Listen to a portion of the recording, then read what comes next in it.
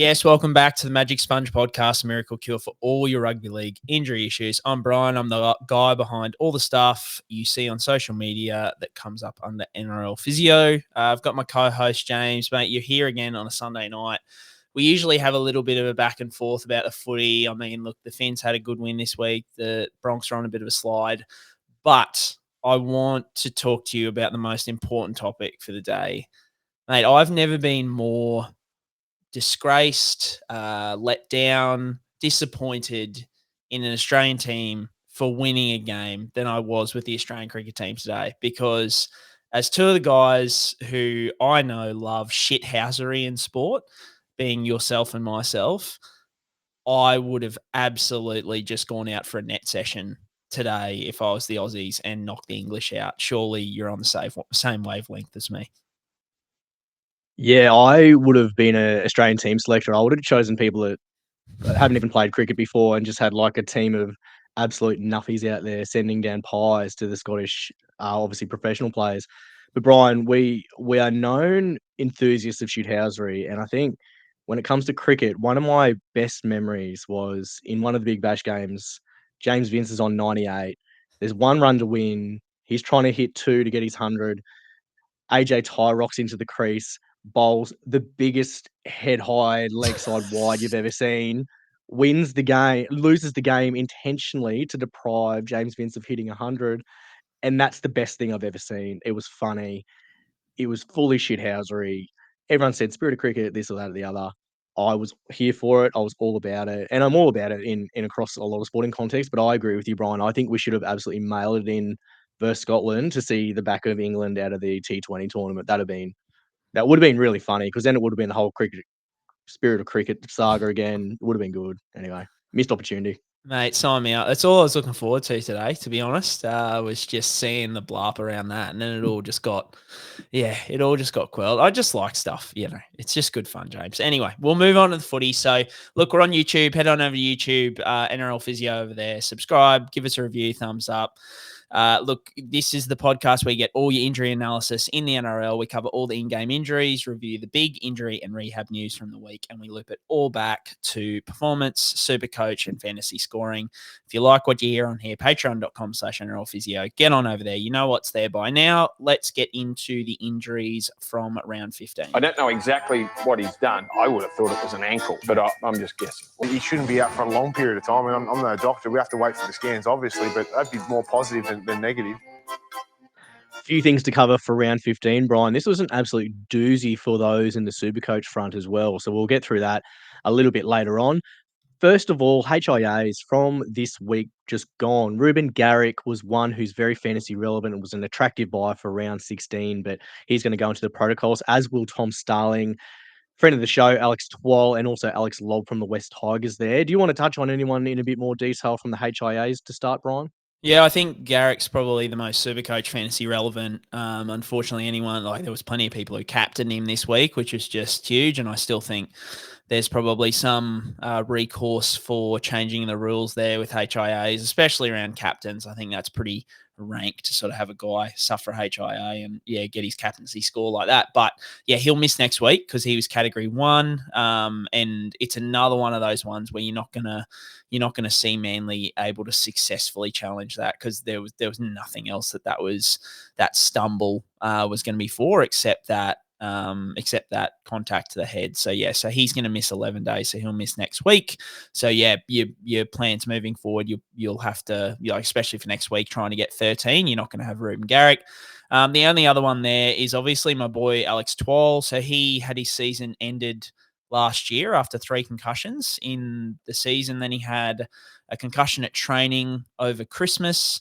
He had a concussion earlier this year, and now he's had another one as well. So that's 3 concussions again. And I mean, we talk about it all the time. That's not about like a specific number of concussions necessarily, about how you manage things. It's, the overall load on the brain over time and the symptomology behind it. How does the patient appear?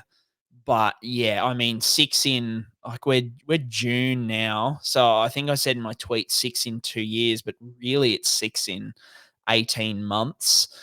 It's just, once again, not all about the number of concussions, but that's a lot of injury to the brain like in a short space of time. So I think technically now it's an important one for people to understand too, because I had a few people asking about this, like what's the 11 days, when can they play?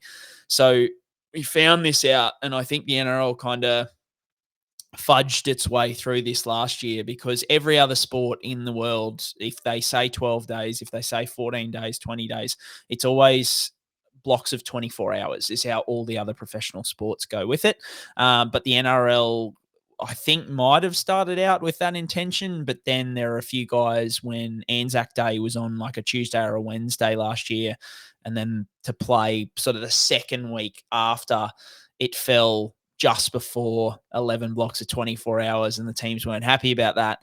So it got changed to 11 sleeps, which is, the least scientific thing I've ever, we got told it was all about research and these kind of things. But it's 11 sleeps. So 11 sleeps actually means that Alex Twal and Alex Lobb can play next week by all accounts, because I think it was the concussion happened on the Wednesday. And so that means they'd clear it by next Sunday, which is when they play. But I would just be really shocked if Twal played next week off the back of 3 concussions in 6 months, and let alone 6 in 18 months. So that's the only one worth noting. And then keep in mind moving forward the 11 sleeps rule.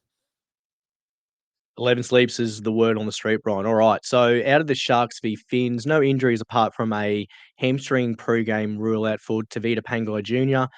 Are they expecting TPJ in the top 17 this week, do you think, Brian? Hamstring allowing? Mate, Wayne had a little bit of like he might start this week coming forward. And I mean, look, we are low. I know. Mate, if he starts this week, that might be the only trade that I make this week, to be perfectly honest with you. 100%. But look, the Finns are down on front rowers, mate. Like, they are really struggling. I think Jay Brom will be back this week, but we'll talk about it in a second. I just as I hit the theme song for us to come on here, Felice Kafusi is onto the bench for the Queensland Maroons for game 2. So that's another middle forward that we're going to be down. So, I mean, Tevita's got a fair hamstring history. We've spoken about it probably quite a bit in the past on this show. Extra considerations there, but he did suffer it, I think, 3 or 4 weeks ago. By what Wayne was indicating, they were just kind of dotting the I's and crossing the T's. And, mate, if he starts this week, I mean, hamstring re-injury be damned. If there's ever been a heart pick to be made, it's Tevita Pangai starting in the front row for the Dolphins. Sign me up. Yeah, it's almost too good to be true, Brian. I dare say it, but if he's starting there at 8 or 10, dual front row, second row at 340 or 350, whatever it is, I mean, shut up and take my money, as the saying goes. would be all I want to add to that. So we're going to watch Team List Tuesday very, very closely for the Dolphins team list. That'll be good. Raiders Cowboys, Brian, was no injuries out of that one that we need to talk through. Rabbitohs v Broncos, Jai Arrow with the shoulder exacerbation. Jai Arrow's been managing this seemingly reasonably well, hasn't he? It's the same shoulder injury that he's exacerbated with, isn't it? Yeah, mate. Well, it appeared to be. I think some people were reporting it in places as a rib, but it looked like he landed on that shoulder again and was like in significant pain again. Once again, just reiterating, this is just something that's the new reality for Jai Arrow. Like, he's at a really high risk of re-injury or in-game aggravation moving forward. So from a SuperCoach fantasy perspective, you just can't rely on him to get through his 4 minutes week in, week out. And it's a ticking time bomb in terms of if any of these kind of exacerbations, which a lot of these landings that he has like on his shoulder, it's all about the threshold. So his threshold to get hurt is just so much lower, where these landings just wouldn't hurt him with a healthy shoulder. And now he's just getting hurt really easy. But the problem is, if it goes from hurt to damage, if that damages it further, he's got that ticking time bomb of requiring season-ending surgery. South's season, it's looking up, but it still isn't, in great shape. So he's just not someone who I would consider he's a very volatile prospect. I love my word volatile, and that's what he is moving forward. At the Tigers v Titans game next, Brian, was Dave Fifita was an ankle injury pre-game rule out. Doesn't sound serious.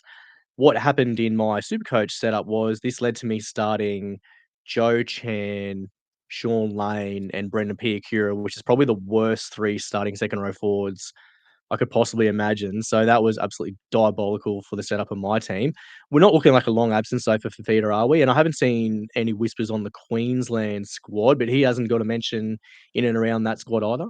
Mate, I'm filthy about this from a Queensland perspective because obviously it's by what the Titans are saying, minor ankle injury. Should be back next week. That's what we've been told. There wasn't any sign from the week before of an ankle injury that I saw, unless he did it sort of trampling over Cody Walker as the Titans got rolled there in that game. But now.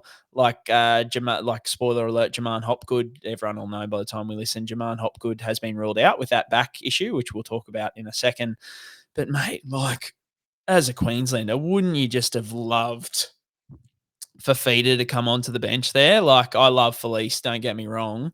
But yeah, the Fifita, we talk about it all the time. Who would you rather not be facing as a New South Welshman? It's got to be it's just got to be Fifita. So good news for us fantasy and Supercoach people that he'll probably be available for our teams this week. But as a Queenslander, I probably would have rathered him in the side, to be honest. Yeah, Control C, Control V on your thoughts on that one, Brian. I don't think we need to add too much there. Out of the Warriors versus the Storm, Rocco Berry with a shoulder burner sort of type concern by the look of things, and Adam Pompey with a leg injury. I guess any specific info about Rocco Berry? I think I saw the mechanism there, Brian, but it was sort of was it a wrist? Was it a shoulder? Was it a burner? It wasn't really super clear, was it? Yeah, so I think I was at the races on Saturday, so I missed this game live, but I got a lot of messages being like, "Oh, Rocco Berry's dislocated his wrist." And he was coming off the field clutching at the wrist. Good, rule of thumb. A lot of the times when guys are holding their wrists, it's because they're trying to keep their shoulders, their shoulders stable, or often it's a shoulder dislocation. Wasn't really a shoulder dislocation mechanism here. It definitely more looked like a significant burner, where he got his head in the wrong spot. His right ear got flexed towards his right shoulder quite significantly at a really fast pace. What that does is it can pinch those nerves as they run out of the neck, down into the shoulder and down into the arm. And those nerves, effectively send signals all the way down into the wrist and hand. So that's probably why he was clutching at the wrist, because he was getting, burning pain, pins and needles, numbness down to the wrist, and he was clutching it there. He was in a sling post-game, which is pretty significant. Obviously he was getting quite significant neurological symptoms. Now, burners, stingers, even the real nasty ones, more often than not, and I would say 95% of the time, result in the guy playing the next week. We've seen the worst case scenario with your Tom Flegler, who's still kind of dealing with a nerve issue. But the one in the middle is kind of did it cause a disc bulge in his neck? And that can cause continued symptoms down into the shoulder. So, look, the fact he's in a sling, not a great sign. Probably looking at multi-weeks on the sideline. They do have the bye next week. So potentially best case. Oh, no, they don't have the bye next week. Sorry. The Warriors are playing. So, I would doubt he would play next week. And at the moment, it's probably too varied in terms of how, where he could be. But I'd say at least sort of 3 to 4 weeks would be my initial thoughts. The fact that he's in a sling. And then Adam Pompey, I didn't really see much on the leg injury. I went and had a look at the video and it was really innocuous. So I'm not really sure. Rightio. So Eels versus Roosters. Few pre-game injury rule-outs. Dom Young with the hamstring. That was another disaster for my fantasy team there as well. And Jaman Hopgood, as you mentioned before, was a pre-game rule-out with a back concern. We touched on him last week. And as you mentioned, Felice on the bench now, so he'll be out of Origin 2 by look of things as well for Jaman. And Michael Jennings was a hamstring injury out of this game as well, Brian. So 2 hamstrings out of that for the Roosters. And Hopgood, do you want to talk about Hopgood? I guess bit of Queensland spirit there. Boy from Wide Bay. A lot of good KPIs. It feels a bit sad with him not in the maroon jersey in a couple of weeks' time. Mate, I'm this one surprised me, to be honest, because the fact that he was kind of able to play that game, like the Eels played him that game, sort of backing up not long after game one, you would think that it's just kind of stirred up some spasm, a bit of nerve irritation, and that he's okay. And give it a week to settle down. And we'll even give it a week like he had this week off. So then you're looking at effectively the best part of 2.5 weeks between his last game and Origin 2. And they're saying he's not going to be good enough for that. So once again, this brings us to, is there a disc bulge? Is there something structural there? A bit concerning sort of moving forward. So I think once again, I wouldn't expect to see him the week after Origin, like round 17? Yeah, I wouldn't expect to see him round 17. I'd be surprised at that. And yeah, I guess they're going to they're probably getting more sort of investigation, scans, those kind of things to try and get to the bottom of what's going on at this point. We're only very fresh. The tweet came out from Pete Bedell as we were coming on, so I haven't really had a look into the details. But yeah, that's a surprise and potentially a bit concerning for Hopgood. Like most, even if there is a bit of disc irritation, you're probably looking at once again around that 3 to 4 weeks. Very rarely you're going to need surgery or something for something like that. But yeah, something to keep an eye on. Now, Dom Young with the hamstring, my hot take here is I think even if he's named next week, if you're a super coacher, I would be approaching it like he's not playing and try and structure your team around having 13 players. And if Dom Young plays, it's a bonus, because a really pertinent example and so timely is Micah Sevo from last week. Pretty much the exact same thing, gets ruled out with a hamstring injury pre-game that was suffered during the week at training. The coach has come out post-game, and this has happened both times. Robbo has come out and said, it's only a twinge. We're pretty hopeful of having him back for next week. But Trent Barrett said the same thing about Mike Sevo last week. And it's just the nature of hamstring injuries with the re-injury risk. And also these guys are guys who rely on hamstrings very, very heavily for their performance. So Dom Young is an absolute weapon out on that wing, hitting top speed here, there, and everywhere. If his hamstring isn't tippity top, then they shouldn't risk him, and they're probably not going to risk him with the depth that the Roosters have in those positions. So, yeah, I'm sort of moving as if he's going to miss this week, even if he's named. I'm trying to get 13, and then Dom Young's my 14th at this point in time, because I think maybe the Micah Sevo thing might have gone unnoticed by a lot of people because he's not in heaps of people's fantasy or supercoach teams. But this is a really good example where you might be scrambling, an hour before game time. I think they play first up on Thursday. Oh no, they don't. They play during the weekend against the Bulldogs. So yeah, that's definitely one to that's kind of my approach to it at this point. I mean, you're a Dom Young owner as well. Would you kind of agree with that summation at this point in time? Yeah, I think so. It's always, especially those late in the week hamstring rule-outs, you don't often see them come back in a week unless it's a massive smokescreen, which I guess Robbo's been inclined to do. But again, that's tinfoil hat stuff. That's not based on any fact at all. So I would make plans as if he's not going to be in your 13 that counts for round 16 players. Yep, I agree. All right. Next game was Manly v Dragons. So Moses Suli was a hamstring injury pre-game here, so he's ruled out for the Drags.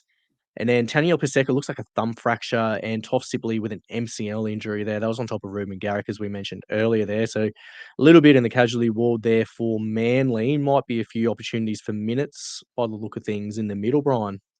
Yeah, mate, shout out to Manly, which is something we don't often do with our favourite coach at the helm. But, yeah, they played tough today. They had a very, very, rank bench by the end. I think a lot of guys were playing injured. I think Corey Waddell, we haven't even mentioned here, but he had an ankle injury that he played through as well. So just quickly, Moses Suli with the hamstring, he's getting scans on that. It's going to be minor or moderate at worst case because he was walking around in the sheds. So it'll either be 2 to 4 weeks, 4 to 6 weeks. I would be leaning towards that 2 to 4 weeks at this point in time. that's a 2 to 4 week return to play. So best case, he could come back sort of after that round 16 bye. Taniela Paseka with a thumb. It's as simple as they're going to get it scanned. If there's a fracture, you're looking at least sort of 4 weeks, potentially longer. If it's a clean dislocation, so it's gone in and gone out. With the thumb, it's a bit different to fingers. Fingers, they can often pop them back in and you can kind of get through it because of that extra function with the thumb in gripping and those kind of things. It is tough to sort of, just pop it back in even with a clean dislocation. They're quite rare. So often we see even dislocations of the thumb without too much like fracturing or anything like that, miss 3 to 4 weeks as well. So I think he's looking at a multi-week recovery regardless. He'd be very lucky to get away without it. Toff Sipley, the interesting thing here, and I might have to start changing my approach on these MCL injuries because this is an aggravation of his MCL injury. He had one early in the season. There wasn't much to the mechanism. It didn't look like much at all. He had his knee heavily strapped, and it looks like he's aggravated. I mean, that's him. We had Scott Sorensen has had an aggravation. I know Cam Munster a couple of seasons ago. I usually say that MCL aggravations, are quite rare. Tohu Harris was another one last season, I think it was. He had a couple as well. So there's quite a few starting to come up. And I mean, the stats have always been that like the risk of MCL aggravations are quite low. But yeah, it's happening more and more. So it might be something I will sit down at the end of the season and maybe review, and I might change my view on those MCL re-injury risks. Might be, maybe an incidence rate type thing with MCLs now. Maybe they're just a bit more common than they ever used to be. I guess bigger players, more on the tackle, harder to bring down. Maybe just the incidence rate is going up there, but it would be a good little deep dive to do post-season, Brien. Last game of the round was Knights v Panthers. Jack Cole and Mitch Kenny were ruled out pre-game with quad injuries. Luke Garner was a hamstring injury, pre-game rule out as well. And also Kai Pearce Paul from the Knights was a total of foot injury. He was ruled out pre-game as well. Through the good source, Barry Tui, who is, if you're ever like waiting for Knights injuries, Barry Tui is the one you got to be around if you're ever on socials, especially Twitter. That's where you got to be. In terms of fantasy relevant people, probably KPP is the one, Ryan, isn't it? He's probably rostered by a lot of people still, I'd assume. Yeah, mate. I think Barry Tui, like for Australian sports fans, I mean, we follow NFL pretty heavily as well, and like the beat reporters over there, and so beat reporters are like those guys. They literally just cover one team. That's like their full-time job is just to cover one team, and it's so good over there because they just and there's multiple beat reporters for every team. Like they're just so yeah, I guess wealthy with the knowledge and the information that they get.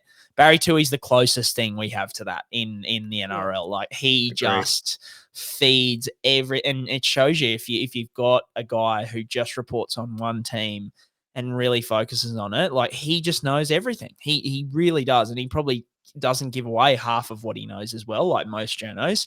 But yeah, he's just so good. So well worth a follow if you're ever trying to keep up to date with any Knights injury stuff. But yeah, the toe issue, he was in a boot earlier in the week. People asking, what does that boot mean? A boot, it doesn't tell us much, to be perfectly honest with you. It can be something where it's like, oh, it's a minor issue. We just don't want to aggravate some inflammation that's there. Let's put it in a boot. And he'll be back in a week or two. But it can also be like, yeah, there's significant damage here. He's heading for surgery, or we need him, to not put weight through this for 3-4 weeks to let it heal.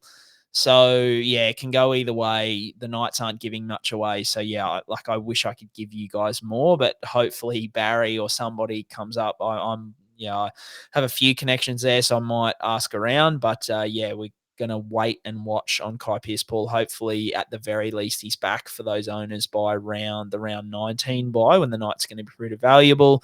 Luke Garner's out for about a month with a hamstring issue, and then Jack Cole and Mitch Kenny sounded like minor quad issues, so they should be back after the bye. That's the wrap, Ryan. So that's round 15 done and dusted. We've got some really good stuff to cover now in the Patreon section of things. So like we always mention, patreon.com/NRL Physio. This is where you get your questions answered every week on the Magic Sponge. Question number 1, Brian, is, I guess we heard in the media about Anthony Seibold talking about Tom Trbojevic and his return, whether he goes to centre and fullback. Seibold's take was actually the data in terms of distance, speeds, high intensity efforts is not that different from centre to fullback. The patron question is like, is that legit? Is that correct? Or is that maybe a little bit off the mark? I think it sounds relatively legit, doesn't it? Yeah, look, I don't have the data in front of me. I think probably the biggest thing is he might be underselling the difference in those kind of change of direction, change of speed, those acceleration numbers. I think they're quite a bit higher. I was speaking to Denon Kemp actually from the Bloke in a Bar podcast during the week after those came out, and we're kind of sort of messaging backwards and forwards about like the differences in his GPS stuff when he used to play wing or center, which he did a couple of times. And he said the distance thing was probably the biggest one. So yeah, I think there are differences there.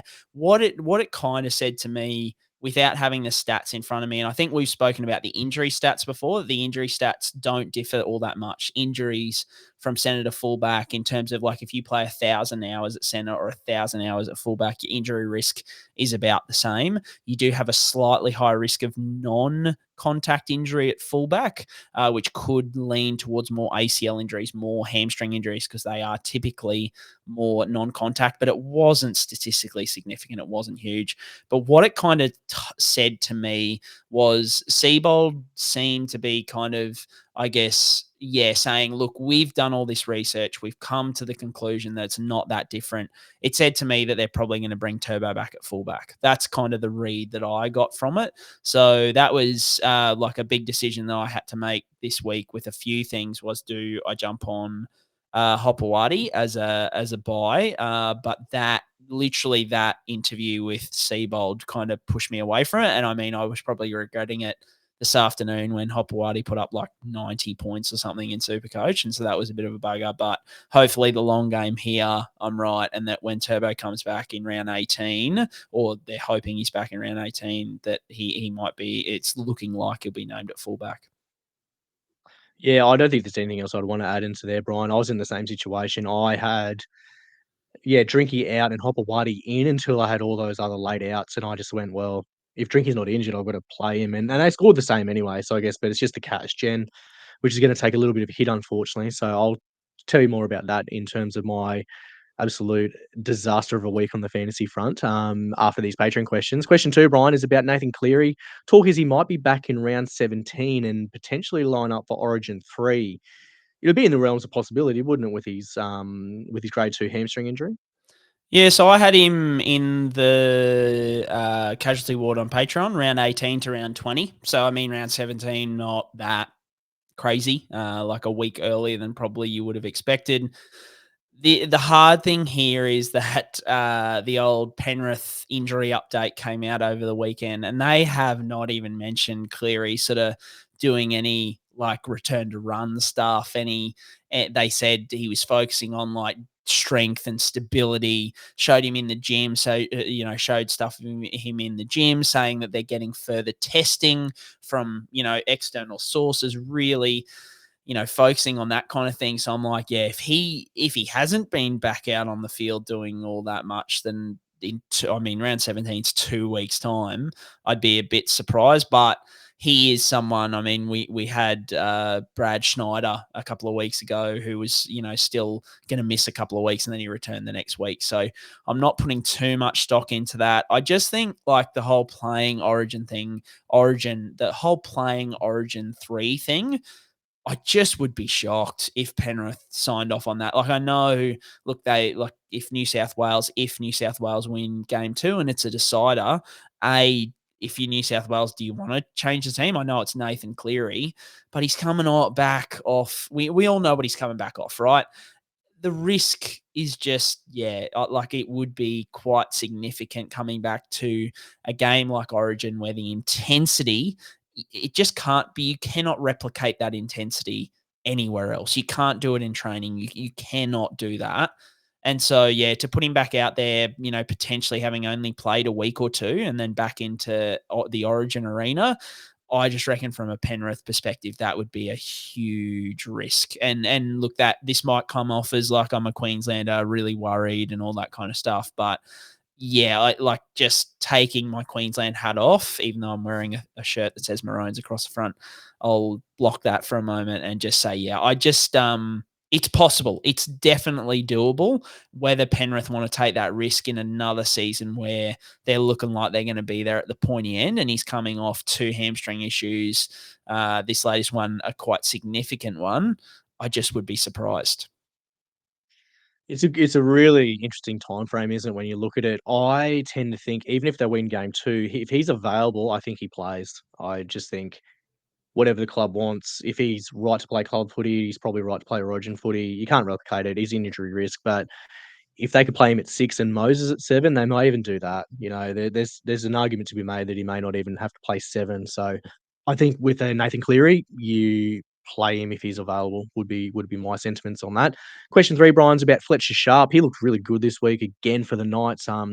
Few shades of a different player that got mentioned a million times in the call there, who also sports a mullet and plays fullback in the NRL. So I guess in terms of when Kale and Ponga's back, if you were eyeing Fletcher Sharp as a buy for SuperCoach, when do you think Kale and Ponga might be back on the field? It's probably still a few weeks away, aren't we? At least at best case scenario. Yeah, so I think 12 weeks for them 12 weeks for Cannon, which is usually best case for these Liz Frank injuries, is around 19. Our beat reporter, our man in Newcastle, Barry Toohey, said that he's heard the Knights are aiming for around 20, but they've got a buy in round 21. So for me, I'm like, yeah, I just wouldn't be surprised if it's round 22 at this stage. As part of my not buying into Hopewadi, I was kind of leaning more towards Fletcher Sharp as a buy, because I kind of had, I think I've got Ponga down as around 19 to kind of around 22, 23 range. And I'm kind of leaning more towards, do they sort of leave it till after that buy potentially? In other words, I'd just be really surprised if he's back around 19 at the earliest possible point. I think it's, round 20 probably at the earliest, but most likely kind of round 22 is where I'm thinking. I still think he's a red hot buy at the end of the year, just as a bit of a point of difference, even though there are some performance concerns coming back off of Liz Frank. But for me, I'm definitely eyeing Fletcher Sharp off. Probably not going to buy him this week, but I think Drinky to Fletcher Sharp to kind of give me a bit of money to move elsewhere might be a bit of an option if I don't go Teddy this week. What are your thoughts on Sharp as a buy? Yeah, he's a buy for me. I need to generate cash. I think I need 1 or 2 more players that can generate cash, and I think, his attacking stats at fullback tell the story, don't they? Like you can try and get a basement, guy in center wing or second row, but they're not going to generate that amount of cash that quickly than a fullback can. And Hopewadi is a great example today. I was so on the fence with him. I don't know what he's going to increase this week. It would be, over 100 grand probably this week, won't he? That he'll increase in price, and those sort of ones are pretty valuable, aren't they? If you can get cash quick, get it in, get it out, and get to a bigger player or spend your cash elsewhere, it's pretty valuable from a SuperCoach point of view. So I think Fletcher Sharp for me is a buy for sure. General podcast question: is there any physio reason why people don't wear shoulder pads in NRL anymore? I don't know any players that do wear shoulder pads off the top of my head. Brian, can you think of anyone you've seen on the telecast that wears shoulder pads? I think I saw Maxi Plath potentially looked like he had some sort of padding the other day. It looked like the hardest thing is you don't know if it's shoulder pads or if it's just like 2 AC guards. They can make like little guards to go on the AC joints on the tips of your shoulders. So potentially, he could have had 2 AC joint injuries in his past that he gets strapped up.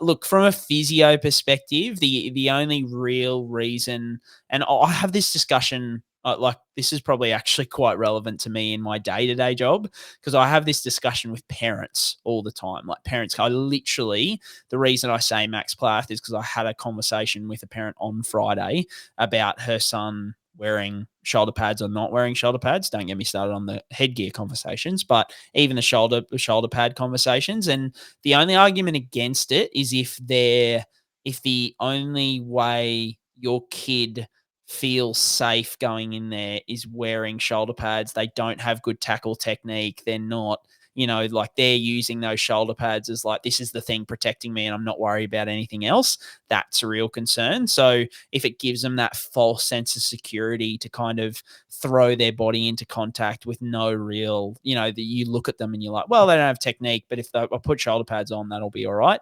that's probably the only physio reason not to. In terms of legitimate reasons for people sort of telling me that they don't want to wear them, discomfort and like it getting hot and like overheated is probably something I get from patients a bit. Other patients say like they don't like do anything for them. They don't feel that they get much from it, restricting movement, those kind of things. And then of course there's the stigma of, nobody else in my team wears it, so I don't want to look like a sissy or whatnot. So I think there's a few different things there.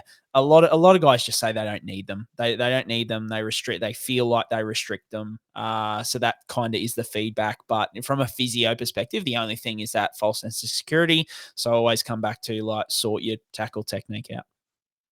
Yeah, no other points to add from my point of view there, Brian. Health updates about Cleary, Harawira, Naira next. I haven't heard anything on that front in ages, Brian. Has he returned to training or has he even played some cup games yet? I haven't heard anything on that front for a long time, I must say. No, mate, I think the last we heard is he got that implanted, heart monitor thing in there, and then he was going to try and return, and then the specialist just kind of poo-pooed it and said, no, like, it's not going to happen for the moment anyway. There hasn't been a specific update for a while, to be honest, but I just don't think he's going to, while he needs that heart monitor in there, I just don't see how he can return to the sport. Where it's located is a little bit out of the way, but it's just too close. Like if you cop a knock there, big trouble. So yeah, I hope that he can get back to whatever he wants to get back to. But yeah, I just think we're probably not going to get a lot of updates on this until a decision like is kind of, finalized of he's either retiring or he's not. But yeah, it's not looking good at this stage is all I'd say. Yeah, it's a bit of a sad one there, isn't it? Which was, a situation that's just out of his control with his health. Question next up, Brian, is about our friend of the show, our favourite halfback of all time, Sean Johnson. He wasn't goal kicking today in the game, so Adam Pompey had the goal kicking boots for the Warriors. Why would SJ not be goal kicking, do you reckon? Because he was coming off a pec injury, so there's no real rhyme or reason there. Anything else you can add to the mix? No, nothing from my end in terms of like a pec injury is not gonna restrict you. He was kicking in play and stuff like that. So, potentially his technique. I haven't studied his technique when goal kicking to see whether he kind of, really rotates through the chest or something like that. But it's just not like he's out there tackling, right? So it's not going to put any more pressure, nowhere near as much pressure as tackling or wrestling as those kind of things. So I assume that they just think that Pompey has a better percentage. And then Chanel Harris-Tevita. I know Chanel Harris-Tevita is a really good kicker. So that kind of probably didn't surprise me, but the Pompey thing definitely did surprise me a bit. So yeah, got nothing to offer there, unfortunately. Now I want to jump in. We've got the SJ goal kicking, but this next question, I want to flip back at you, James, because you are the Broncos man. So the question is, do you think that Corey Oates has played his last game for the Brisbane Broncos ever, considering that Jesse Arthurs is due back next game? And then Josiah Karapani has shown that he's very capable when coming in. Can you see that being it for Corey Oates? I think he played a couple of games off the bench when everyone was quite fit and healthy. The Broncos aren't going that great at the moment. Where do you see Corey Oates sitting when they got all their cattle back? It's a good question, Brian. And I will say this as a Bronx fan, there is no bigger cheer at the stadium when the Broncos team list gets named out than for Corey Oates. Like, fans love Corey Oates to this day. They just don't forget the good years he's had and the moments that he's given them over the years, even though his best footy is definitely past him. And I think you could make an argument that Jesse Arthurs is going better. Karapani's really looks good in the 3 games that he's had so far for the Broncos. So my thinking would be they are better options. I don't think Kevin Walters sees it that way, though. I think Kevy will pick a guy like Corey Oates in his team. Continuing forward. So I don't think this is the last that we'll see of Corey Oates, to be fair, Brian. I think that's just where it stands. And the fans love him. That's undeniable when you go to a Bronx game. Every time he touches the ball, crowd goes wild. And I think if this patron is a Broncos fan, they'd be aware of that as well. So I think there's a little bit of a bit of old time stuff there that Kevy keeps him around for. But if they've got everyone to choose from, you can make an argument he's probably not in the top squad. And he didn't go to Vegas, did he, for round 1? I don't believe, Brien. He missed out on that squad. And Dean Mariner's come in and made, a heck of a go of that fullback spot. Dusting Alex Johnson with an in and away when there was no one else around. I mean, see you later. That was unbelievable. I was like, in a game where we got absolutely completely toasted, that was unreal. I was frothing that. But no, I don't think he splayed his last game, that's for sure. Last question, Ryan. So we're a bunch of filthy Queenslanders, but who do we both hope that New South Wales doesn't pick for game 2? Ooh, that's a good question. I mean, I've just seen the squad, so I think Latrell in, Mitch Moses in, Cam Murray starting at 13, Connor Watson in. I think that's about it. Cam McInnes has been dropped. Look, from my perspective, and I think the question has been, who do you hope New South Wales doesn't pick? And I always come back to, who am I more worried about facing up against? And I think the two picked, like Mitch Moses and Latrell in the back line, is exactly two guys who I would have picked. I think Cody Walker is someone, I think Jerome Luai has been absolutely lighting it up since being the halfback for Penrith. I've been really impressed, but I just think that Cody Latrell combo down that left-hand side would have me shitting bricks. Like that, I think Cody... They played, Cody played well in game 3 last year. So that's one. But the other one, which might be a bit of a hot take, and I know he had the standout moments for New South Wales in game 2. But for me, mate, the fact that Olokoatu isn't starting on that right edge over Liam Martin gives me a lot of good feelings, because Liam Martin, a great vibe guy, can lay down the hit stick. But you only have to look at what Olokoatu did this afternoon to be like, man, that guy is just an absolute rampage. So that was that. And Liam Martin is still, an Australian back rower. He's still so good.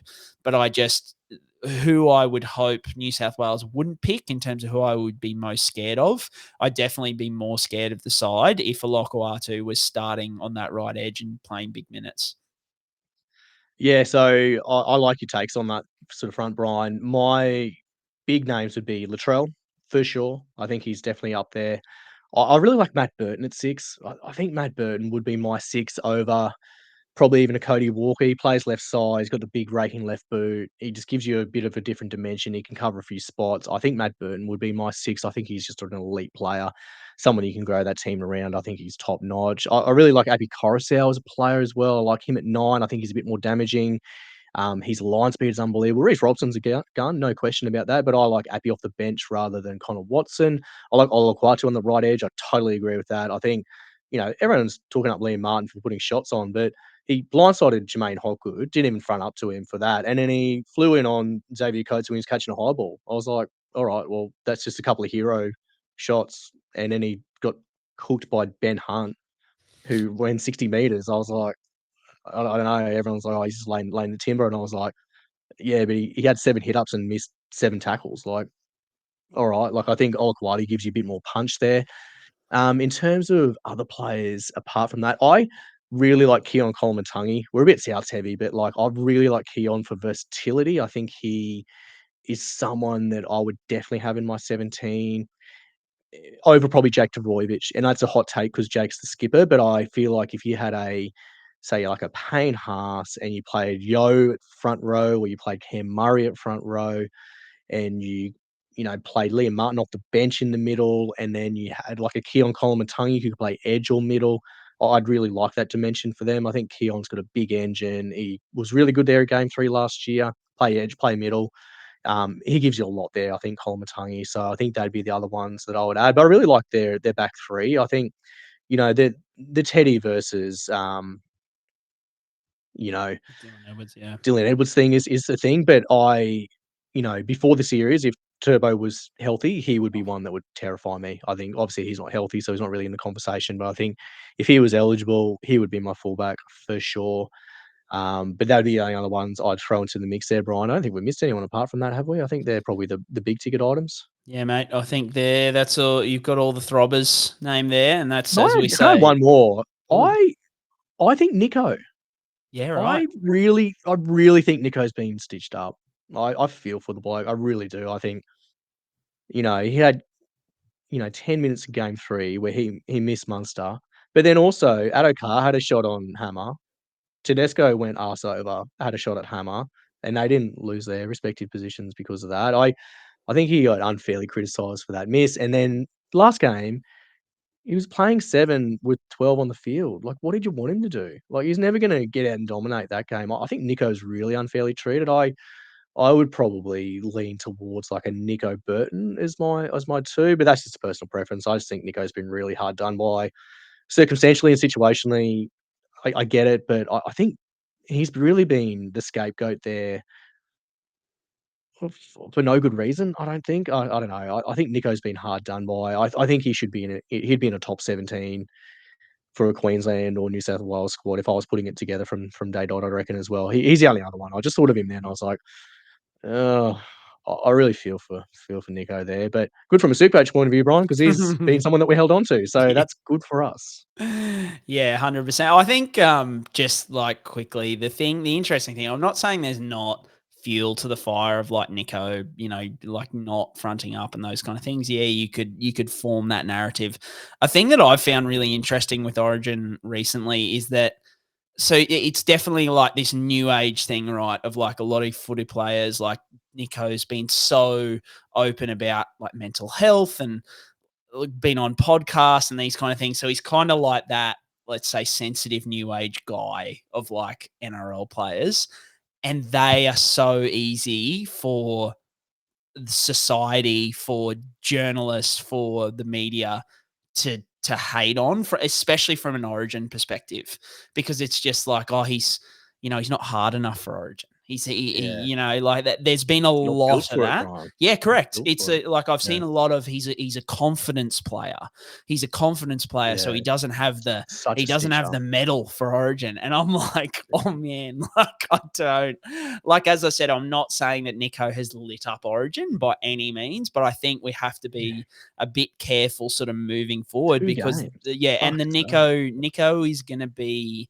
This is going to be the standard of guys moving forward. Like the new generation coming through are all most of them are going to be like this. Like they're going to be in touch with their feelings and they're going to be able to talk about their mental health and those kind of things. So I think that whole I'm, as I said, not saying there's not a narrative you can form by any means, but I have noticed a few different guys here and there where it's like, yeah, nice to, just doesn't have the medal for Origin. And I'm like, yeah, I don't know about the where the justification is coming from that a little bit. Mate, hit me with your SuperCoach. It was such a bad week with all those late rule outs. I think we're both going to have a little bit of a horror story. Like I ended up scoring really well, but only because I used another 2 trades. So I'm down to 12 left, which is just ridiculous with more than 12 rounds left.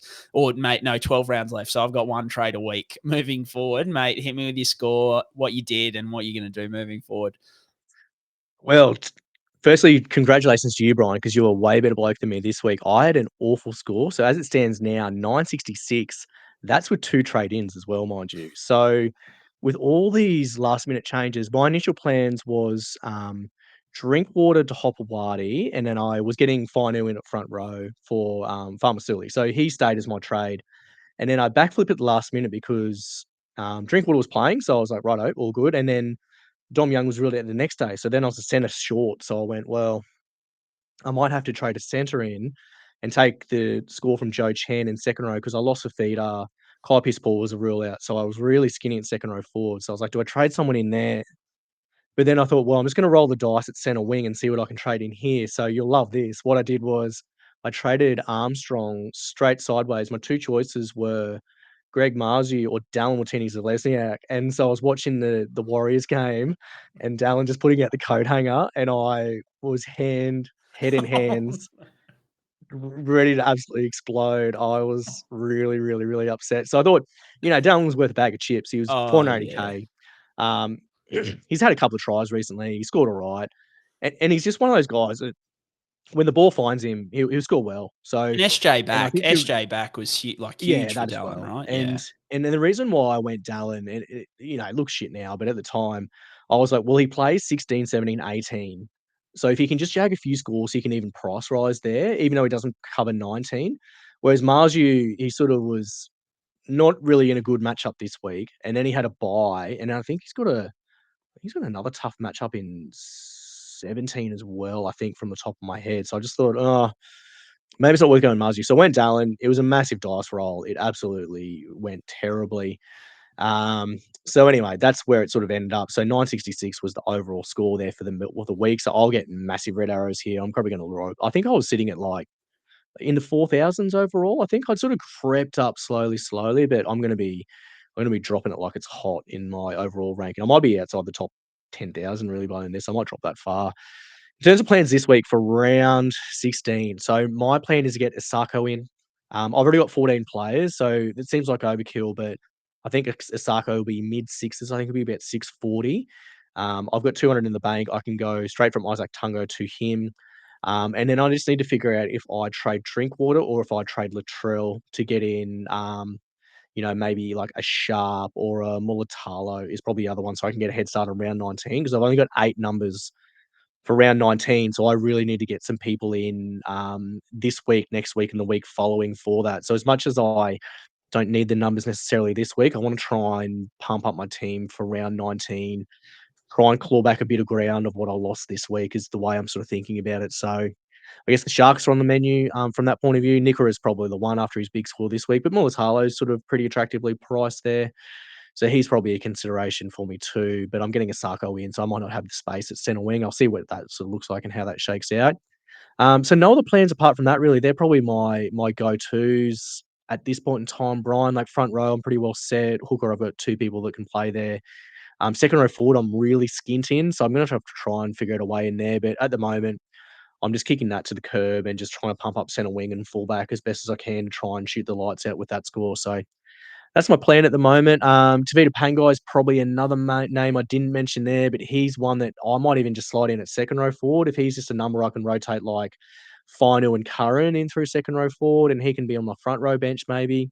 That could be a way that I can just squeeze a few more points out of someone in that respect there. So I might even do like a Joe Chan to Tevita Pangai Jr. because if he's starting for the Finns, who are going well, even if he's playing 40 minutes, he's a points per minute machine, Brien. Loves an offload.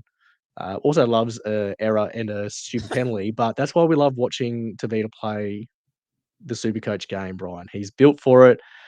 He lives and breathes it. I'm sure he would be someone that follows SuperCoach and knows his stats, knows his offloads. That's why I love having him. He's someone I'm going to have in my team if he gets named. So that's what I'm going to do. If he's sniffing about for the Dolphins there, Brien. How'd you go this week in terms of score? And actually, your selection of Cody Walker's looking real good now that Origin 2 got named because that initially scared me last week. So credit to you on that one as well. That's coming up Millhouse for you, Brien, with Cody Walker coming in. Mates, just quickly, an exciting thing during the week, and this might just lock in that I'll have to trade him in. I noticed that Tevita Pangai has unblocked me on Instagram. Hey, So, okay. and if anyone who wasn't listening, or I think it was last year, Tevita was having some like calf issues, and Gus Gould like tweeted out something like effectively detailing that Tevita had been elsewhere to kind of get his calf issue looked at and all this kind of thing. And I did my usual, just said the Bulldogs are saying this about Tevita.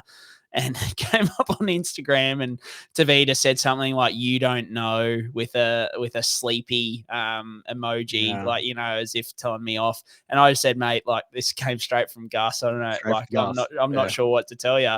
And then he blocked me, which is fine. As we've spoken about in the past, I'm all about blocking. So go for it if I'm affecting his experience on socials. But he's unblocked me now, so. I might be back in. Yeah, I might be back in. It's a redemption tour, Brien. I love it. This is good. This is a good narrative for the Sponge. I love it. That's what I'm talking about. Mate. So I scored 11.02, which is like a fantastic score. I'm so stoked with that. But it sounds like the Rich like talking about getting richer, but like I could have had 60 more points because I sat Max Plath to start the week, which sounds absolutely ridiculous. But at that stage, I had so many options. Like I was in a really good spot. I was making no trades. was sitting Max Plath. I was all good. And then it just fell to shit. Like everything, like the Dave Fifita thing absolutely screwed me because then I had no one to kind of bring in to start because Max Plath had sat at the second row. It was a whole thing. I'm sure there's plenty of people who are listening who can, sympathize with me. So effectively, I was always on the offense about doing Galvin to Cody Walker, and that kind of just locked it in. I was like, well, I'm just doing it because otherwise I'm going to be screwed. So I went Galvin because he wasn't playing, to Cody Walker, which went okay this week, but I think Cody, that just locks in my 5/8 for the rest of the year. I'm pretty happy with Cody and Dylan Brown. And then I had the choice, like I'd always been eyeing off, I wanted to get one second row, front row dual nuff in either the second row or the front row, just to kind of, play around and stuff like that. And so it worked out that I could either have auto emergency Joe Chan or Jaden Brayley score. And I saw Jaden Brayley was starting. So I'm like, oh man, Jaden Brayley could score like 55 and Joe Chan could score 15. That could cost me 40 points. So I'm like, I'll just nuff Joe Chan. So I went Joe Chan down to, like, I think his name's Max Martin or something from the Knights. He's just a dual, who's the cheapest option, just to get some cash. Because I think moving forward, I'm like you. I've traded like crazy, but I'm low on cash gen. So I went down to avoid Joe Chan. It ended up only getting me like 20 points or whatever. But ideally, I would have just played Max Plath and scored about 1160, and then I'd be absolutely cheering. But yeah, look, I've got 12 next week and 13 if Dom Young plays. It might be 11 if Dave Fifita doesn't play, but at the moment I'm functioning off. I've got 12, and then the bonus is 13 with Dom Young. The thing I'm looking at is Teddy, is the obvious big one. Do I bring him in or Asako? But I'm happy to wait at the moment with him. And then there's Tevita is the other one. My plan at the moment with Tevita, I've been thinking about it, is after this week, who's the Terrell May, going Terrell May down to Tevita after this week, because I think Terrell May on the bye is just a locked and loaded, like he's going to be huge, but maybe going Terrell May down to Tevita to once again get some cash. Like if Tevita can score me 50, Terrell May is very hit or miss. So I'm happy to kind of go Tevita in the front row and just run with either, because I've got Josh Curran, Fainu, Max King. Actually, Max King, here's one for you. I'm going on so many tangents. Max King had a son and called him Hercules. Come on, that's good. So I'm like, mate, that's Max a King's league just in name my if I've team. ever heard it, and that is unbelievable. Yeah. He's in my team for the rest of the year. Like not leave, the whole. He was the buy of the year at the start of the year, and Max King called his son Hercules.